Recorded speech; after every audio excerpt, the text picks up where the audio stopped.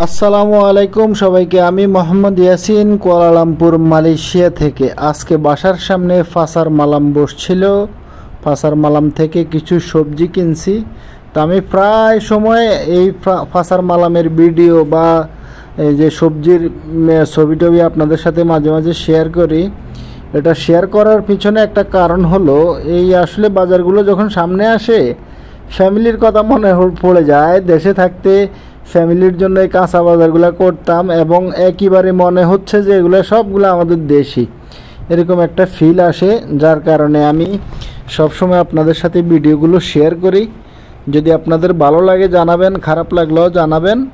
এখানে আমাদের এই যে দেশি লাল আলু থেকে শুরু করে মানে সব রকমের সবজি মোটামুটি 12 মাসই মালয়েশিয়াতে পাওয়া যায়, এই একটা ভালো দিক। যদিও দ্রব্যমূল্যের দাম একটু ঊর্ধ্বগতি, আগের চেয়ে সব কিছুরই দাম এখন একটু বেশি। আগে হয়তো 20-30 রিঙ্গিতে যে বাজার করতাম, সেম বাজারগুলো এখন করতে চাইলে 50 রিঙ্গিত 60 রিঙ্গিত লেগে যায়।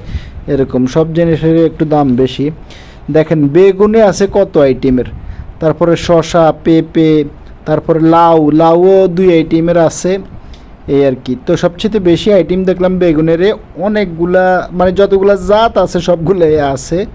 আর এখানে পেঁয়াজ, আদা, রসুন, কচুরমুখী, সিম, মানে সব ধরনের আপনার বরবটি, সাজনা ডাঁটা, পটলও আছে 2 আইটেমের।